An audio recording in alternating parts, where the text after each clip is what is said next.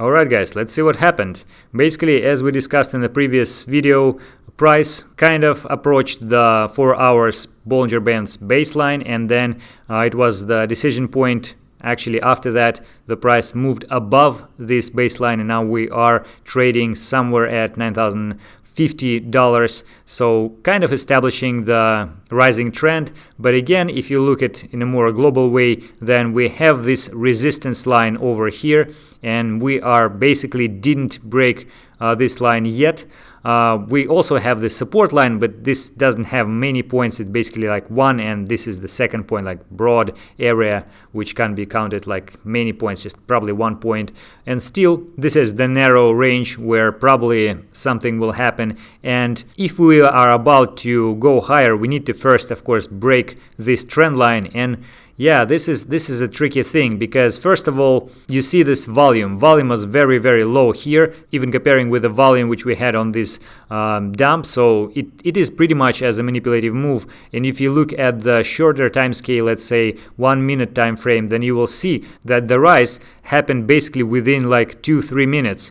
And most of that was basically a short squeeze. And usually you see the short squeeze in two cases, either when we have the beginning of the massive trend to the upside, or when we are about to go down, but without those positions, short positions, which were opened in this area. So, but considering the volume, which was not that great, I would probably tend to think that it is the second option. So I'm kind of cautious considering this growth. I will be more convinced that we are about to make a higher high or something after we will grow above 200 days moving average, which is now at the level of $9,200. So we basically had a rejection from this line today after this growth. So we need to go above this line and then establish maybe a higher high above the $9,500, then we indeed will go above this trend line, resistance line, and then yeah, that would be pretty bullish. But so far, until we didn't go there, I can't be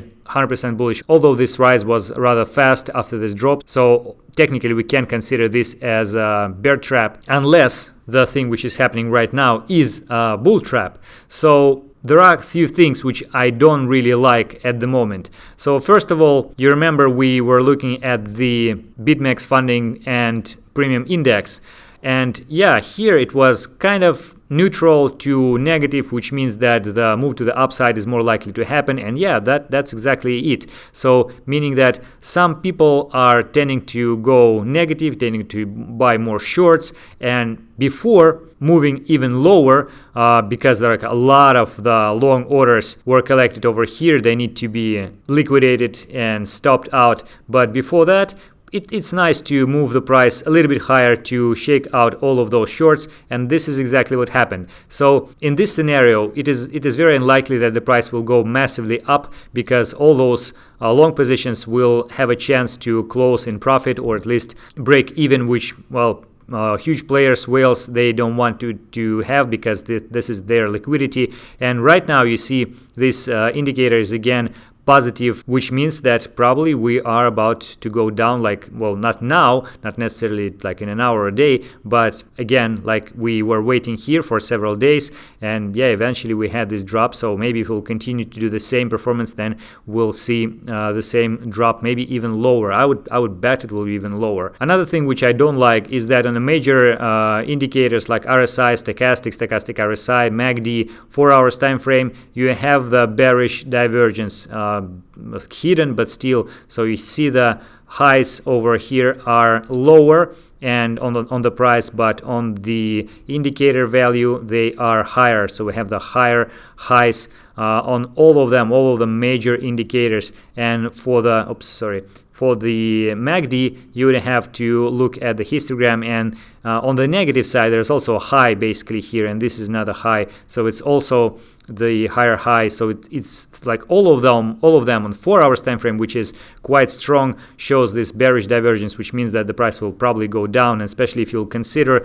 the stochastic or stochastic RSI being overbought right now. And every time we have this, we have the move to the downside, strong or not. But anyway, when we just will have this crossover, it's more likely that we'll have this drop. I mean, again, statistically, TA is all about probabilities. We can't say that it will happen like for sure, but this is how we trade, basically based on those odds which technical analysis provides us.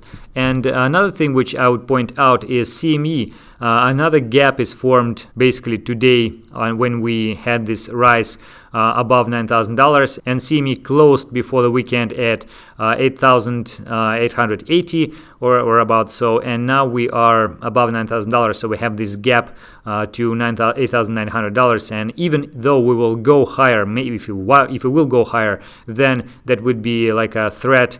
As all of those gaps were before, then that gap might be filled eventually. And even though it's not the rule, and I'm not really a fan of the theory that all the gaps need to be filled, but I'd have to repeat that it might be a kind of a self-fulfilling prophecy, and eventually, yeah, the price may go below $9,000 again.